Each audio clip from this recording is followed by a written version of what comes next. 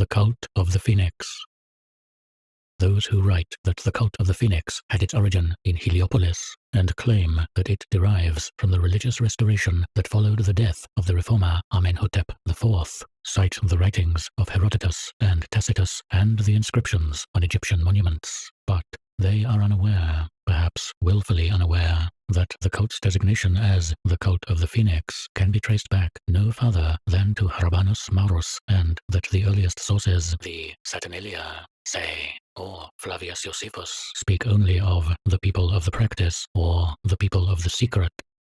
In the conventicles of Farana, Gregorius observed that mention of the phoenix was very rare in the spoken language.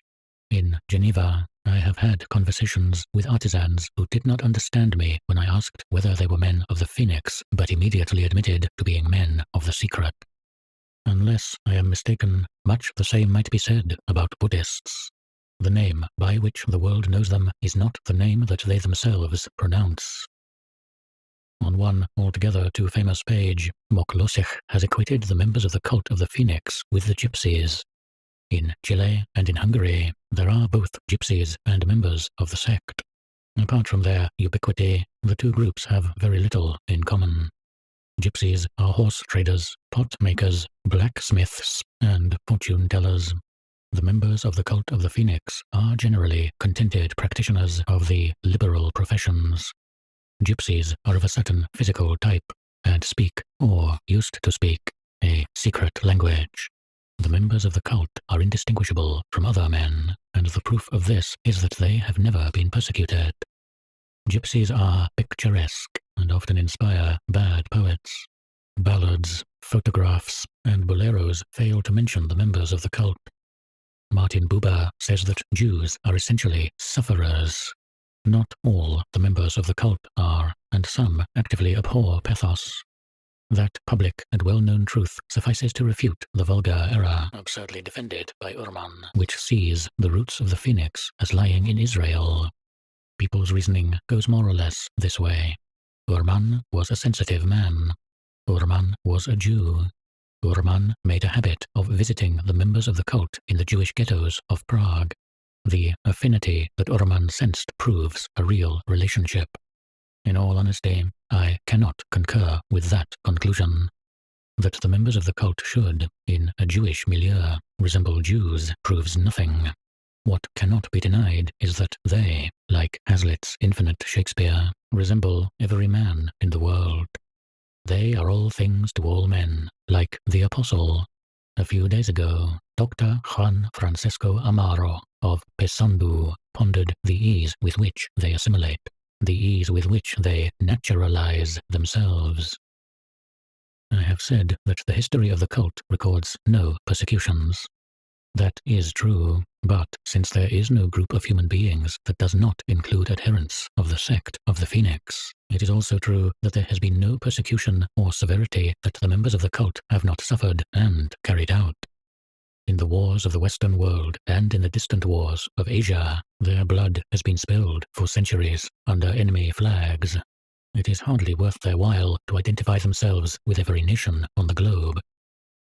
Lacking a sacred book to unite them as the scriptures unite Israel, lacking a common memory, lacking that other memory that is a common language, scattered across the face of the earth, diverse in color and in feature, there is but one thing, the secret, that unites them, and that will unite them until the end of time. Once, in addition to the secret, there was a legend, and perhaps a cosmogony myth, but the superficial men of the Phoenix have forgotten it. And today, all that is left to them is the dim and obscure story of a punishment. A punishment, or a pact, or a privilege. Versions differ. But what one may dimly see in all of them is the judgment of a God who promises eternity to a race of beings if its men, generation upon generation, perform a certain ritual. I have compared travelers' reports. I have spoken with patriarchs and theologians. I can attest that the performance of that ritual is the only religious practice observed by the members of the cult. The ritual is, in fact, the secret. The secret, as I have said, is transmitted from generation to generation, but tradition forbids a mother from teaching it to her children, as it forbids priests from doing so. Initiation into the mystery is the task of the lowest individuals of the group. A slave, a leper, or a beggar plays the role of mystagogue. A child, too, may catechize another child. The act itself is trivial, the matter of a moment's time, and it needs no description. The materials used are cork, wax, or gum arabic. In the liturgy there is mention of slime. Pond slime is often used as well. There are no temples dedicated expressly to the cult's worship, but ruins, cellars, or entryways are considered appropriate sites. The secret is sacred, but that does not prevent its being a bit ridiculous. The performance of it is furtive, even clandestine, and its adepts do not speak of it. There are no decent words by which to call it, but it is understood that all words somehow name it, or rather, that they inevitably allude to it. And so I have said some insignificant thing in conversation and have seen adepts smile or grow uncomfortable because they sensed I had touched upon the secret. In Germanic literature, there are poems written by members of the cult whose nominal subject is the sea or twilight. More than once, I have heard people say that these poems are, somehow, symbols of the secret. Orbis terrarum est speculum ludi, goes an apocryphal saying reported by Dugange in his glossary. A kind of sacred horror keeps some of the faithful from performing that simplest of rituals. They are despised by the other members of the sect, but they despise themselves even more. Those, on the other hand, who deliberately renounce the practice and achieve direct commerce with the deity command great respect. Such men speak of that commerce using figures from the liturgy, and so we find that John of the Rood wrote as follows: "Let the 9 firmaments be told, that God is delightful as the cork and mire." On 3 continents I have merited the friendship of many worshippers of the Phoenix.